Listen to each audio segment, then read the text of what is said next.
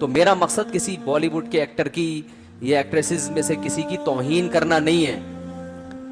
میں کبھی بھی یہ نہیں کہتا کہ ہم زیادہ اچھے ہیں وہ زیادہ برے ہیں. بھائی ہو سکتا ہے ان کے اندر کوئی ایسی نیکی ہو کہ ان کی بخشش ہو جائے, اور ہمارے اندر کوئی ایسی برائی ہو کہ ہماری بخشش نہ ہو. ہمارا تو صرف گیٹ اپ ہے نا, اندر کا حال تو اللہ ہی جانتا ہے. تو میں کبھی بھی یہ مقصد نہیں ہے کہ کسی اداکار کا میں مذاق اڑاؤں یا میں اس کی توہین کروں یا میں کہوں یہ لازمی جہنم میں ہی جائے گا. یہ تو قیامت کے دن تو ترازو جو اعمال ہے نا تولے جائیں گے. نیکیاں کا پلڑا وزنی ہو گیا تو جنت, برائیوں کا پلڑا وزنی ہو گیا تو جہنم. اور پلڑا وزنی کیسے ہوتا ہے یہ اللہ ہی جانتا ہے. کوانٹٹی کو نہیں دیکھا جائے گا, نیکی کی کوالٹی کو دیکھا جائے گا قیامت کے دن. اعمال گنے نہیں جائیں گے, کاؤنٹ نہیں ہوں گے, تولے جائیں گے. یار بات سمجھ میں آ نہیں رہی ہے. دیکھو اگر اعمال گنے جاتے تو ہم صبح سے لے کے شام تک جتنی نیکیاں کی اپنی ڈائری میں لکھ دیتے, آج میں نے 20 نیکیاں کی اور 10 گناہ کیے ہیں. تو نیکیاں زیادہ ہیں, گناہ کیا ہیں کم, تو قیامت میں بخشے جائیں گے. اللہ نے کہا نا نا نا نا نا, وزن ہوگا وزن. بعض دفعہ ایک نیکی کا وزن ان 20 گناہوں سے زیادہ ہوتا ہے, بعض دفعہ ایک گناہ کا وزن آپ کی 20 نیکیوں سے زیادہ ہوتا ہے. حدیث میں آتا ہے نا, کتے کو پانی پلانے پر ایک شخص کی اللہ نے بخشش کر دی کیونکہ اللہ کو اس کا یہ عمل بڑا وزنی لگا. بہت سے ایسے انسانوں کو پانی پلانے سے بھی کوئی فائدہ ان کو نہیں ہوگا کیونکہ وہ پانی پلانے میں بھی ان کا اپنا مفاد ہے. باس کو پانی پلا رہے ہیں, مقصد یہ نہیں ہے کہ کسی انسان کی خدمت, مقصد کیا ہے کہ باس سے تعلقات اچھے ہوں گے تو سیلری اس بہانے بڑھا دے گا. آپ کو پتہ چل جائے یہ مجھے اگلے مہینے نکالنے والا ہے, پھر پلا کے دکھاؤ. ماں کو پانی پلانا, باپ کو پانی پلانا. تو بہرحال اللہ کے ہاں اصول کیا ہے, اعمال کا وزن ہوگا, وزن. حدیث میں آتا ہے کہ ایک عورت نے بلی کو باندھ دیا اور اسے بھوکا پیاسا رکھا. بلی سے تنگ آئی ہوئی تھی, بھائی گولی مار دیتی, ذبح کر دیتی, ایسی موت دیتی جس میں جانور کو تکلیف کم سے کم ہو. جائز ہے اگر جانور آپ کو تکلیف دے رہے تو آپ اسے قتل کر سکتے ہیں. یہ تو جانوروں کے حقوق کی تنظیمیں ہیں جو انتہائی پاگلوں جیسے کام انہوں نے شروع کیے ہوئے ہیں کہ کتے اتنے زیادہ کراچی میں ہو گئے ہیں مگر ان کو مارنے پر کیا لگی ہوئی ہے, پابندی. حالانکہ کتے انسانوں کو مار رہے ہیں, لیکن یہ پتہ نہیں کوئی ان کے خلاف ہے. کتوں کے خلاف ہی FIR کٹوا دو یار, تاکہ ان کو مارنا لیگل تو ہو جائے. یہ کسی کتے کے ذمے یہ لگاؤ, کتے کے ذمے لگاؤ کہ انسانی جو جانوروں کے حقوق والوں میں سے کسی کو کاٹ لے تو ایک دفعہ جا کے, تاکہ اس کو احساس ہو کہ دوسرے کتنی تکلیف میں ہے, تو پھر وہ اجازت دیں گے کہ ان کو مارو. تو خیر, تو بلی کو ایک شخص نے باندھا, ایک عورت نے, اور وہ بیچاری بھوک پیاس سے تڑپ تڑپ کے مر گئی. اللہ کو اتنا غضب آیا, اللہ نے اس عورت کی ساری نیکیاں ضائع کر دی. اب دیکھو گناہ ایک تھا نا, لیکن وہ گناہ وزنی بہت زیادہ تھا, بہت زیادہ عذاب میں جانور کو رکھ کے مارا ہے. تو وہ قیامت کے دن جب ترازو میں اس کا ایک گناہ آئے گا اس کی نیکیوں پہ کیا ہو جائے گا, بھاری. تو اس لیے میں جو یہ واقعہ بیان کر رہا ہوں کہ بالی ووڈ نے بے حیائی پھیلائی ہے اور یہ جو فلم انڈسٹری ہے اس نے ہمارے کلچر کو تباہ کر دیا, اور ہر برائی پہ لیبل کیا لگ رہا ہے, اچھا کہ ہم تو لوگوں کو انٹرٹین کر رہے ہیں. چرسی کا بھی یہی دعویٰ ہوتا ہے, ہیروئن چی بھی یہی, ہیروئن جو اسمگل کرتے ہیں نا, یار ان بیچاروں کو ہیروئن نہیں ملے گی تو مر جائیں گے. تو وہ ہر آدمی ہر برائی پہ لیبل اچھا ہوتا. ساری دنیا جانتی ہے حیا اور شرم اچھی چیز ہے, عورت پورے لباس میں اچھی ہے تاکہ وہ اپنے شوہر سے وفا کرے. ایک فیملی سسٹم انسان چاہتا ہے, اسلام چاہتا ہے, گھر ہو, بچے ہوں, ان کو پالے میاں بیوی مل کے. یہ اس کا ادھر گرل فرینڈ ہے, اس کے ادھر 10 بوائے فرینڈ پالے ہوئے, پھر بچے پیدا بھی نہیں کر رہے, تو نسل بھی ختم ہو رہی ہے. نسل ختم ہونے سے خاندان ختم ہو رہے ہیں. تو یہ تو انسان بھیڑ بکریوں کی طرح پلے گا فیوچر میں. کوئی لائف تھوڑی ہوگی بس پیسہ ہے, 3 پیس سوٹ ٹائی, اس کو دیکھ رہے ہیں کہ انسان ہے. یہ تھوڑی انسانیت ہے, یہ تو اسمگلروں کی بھی ہوتی ہے. بڑا اچھا ڈریس ہوتا ہے, اور بڑے بڑے سابق صدر کو دیکھ لیں, ڈریسنگ بڑی خاندانی تھی, لیکن اسٹیل مل بھی پی گئے اور کتنے غریبوں کے منہ سے نوالا چھین لیا. لیکن آپ ڈریسنگ دیکھیں اور صبح اٹھنے اور شام کھانے پینے میں بڑی احتیاط ہے, بہت زبردست لائف اسٹائل ہے. لیکن بیڑا غرق کر دیا, زمینیں چھین لی غریبوں کی. میں نے خود زمینیں دیکھی ہیں جو انہوں نے محترم نے چھینی ہے. تو خیر, تو میرا مقصد یہ بیان کرنے کا ہے کہ بھائی یہ برائی پر اچھائی کا لیبل لگایا جائے. تو اسلام آپ کو بلاتا ہے, جتنے بھی فلم انڈسٹری میں کام کرنے والے لوگ ہیں. میں نہیں بلاتا, میری کیا اوقات ہے. اسلام دعوت دے رہا ہے آپ کو, اللہ بلا رہا ہے کہ آ جاؤ, مرنے سے پہلے پہلے اپنا قبلہ درست کر لو, مرنے سے پہلے آ جاؤ. آپ نے وہ سنا ہوگا ایک مشہور اداکارہ ثنا خان, جس کے آج کل سوشل میڈیا پہ بڑا چل رہا ہے. میں نے کل دیکھا اس کا حضرت مفتی تقی عثمانی صاحب نے ٹویٹ کیا ہے, اس کو مبارکباد دی ہے. تو مجھے خیال ہوا کہ یہ کوئی واقعی کوئی بڑی ایکٹر ہے جس کے بارے میں حضرت مفتی تقی عثمانی صاحب جیسے آدمی اس کو مبارکباد دے رہے ہیں, تو اس کا مطلب یہ مفتی صاحب اس کو اپریشیٹ کر رہے ہیں. تو خیر میرا رابطہ ہوا, اس لڑکی کا فون آیا میرے پاس, پتہ چلا بیان سن رہی ہے. میں نے یہ اس کی اجازت سے آپ کے سامنے شیئر کر رہا ہوں. یہ جو میں بات ابھی کر رہا ہوں نا, اس کی پرمیشن سے. اس نے کہا کہ آپ بتائیں لوگوں کو کہ میں نے آپ کو کال کر کے اپنی کارگزاری سنائی ہے, اور مقصد اس کا بھی صرف حوصلہ افزائی ہے. تو اس نے مجھے بتایا کہ پہلی بات تو یہ کہ میرے اوپر قطعاً کسی قسم کا کوئی دباؤ نہیں ہے جس کی بیس پہ میں توبہ کر کے بالی ووڈ کو میں نے چھوڑا ہے. اس نے بتایا کہ پہلی بات, مجھ پہ کوئی کسی قسم کا دباؤ نہیں ہے, کیونکہ اس پہ الزامات لگ رہے ہیں, مولویوں نے الو بنایا, مولویوں نے بیوقوف بنایا, یہ کیا وہ کیا. پہلی دفعہ تو بیچاری کا مجھ سے رابطہ ہوا ہے, ٹھیک ہے نا. اور اس نے بتایا کہ مجھ پہ کسی قسم کا کوئی دباؤ نہیں ہے, اور میں نے جو بالی ووڈ کو چھوڑا تو مجھے بالی ووڈ میں جا کے اندازہ ہوا کہ یہ کام ٹھیک, بولو بھائی, نہیں. اس میں عزت ہے, شہرت ہے, لیکن غلط طریقے سے عزت اور غلط طریقے سے دولت. عزت شہرت اور دولت جو دو چیزیں ہوتی ہیں نا, انسان دنیا کی ڈیفینیشن کیا ہے, پیسہ ملے اور عزت ملے, یہی ہے نا.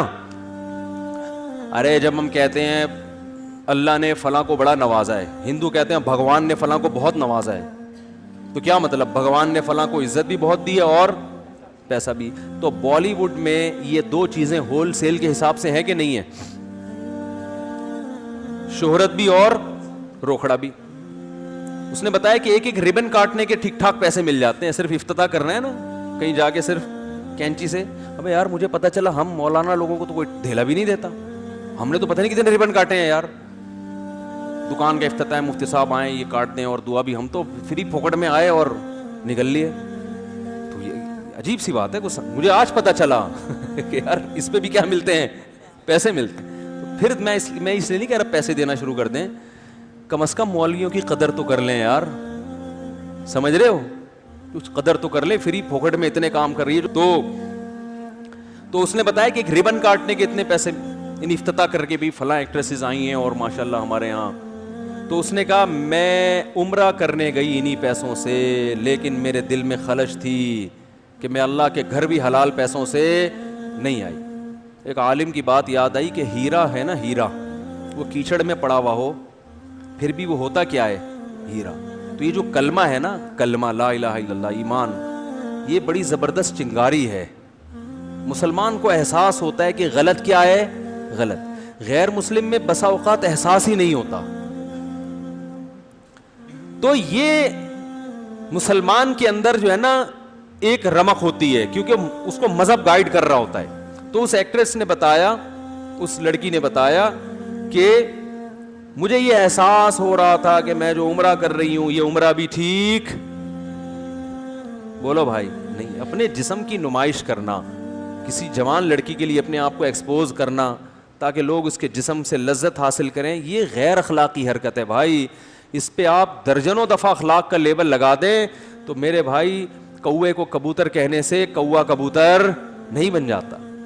لوگ کہتے ہیں اپنی نگاہوں کو صاف رکھو, تو جب نگاہیں صاف ہیں تو آپ ان کے کپڑے آدھے کیوں کر رہے ہو؟ پھر آپ اسی لیے تو آدھے کپڑے کر رہے ہو تاکہ لوگ ان کو دیکھیں. اگر لوگوں نے بہن کی نیت سے ہی دیکھنا ہے تو بہن تو پورے کپڑوں میں اچھی لگتی ہے کہ نہیں لگتی؟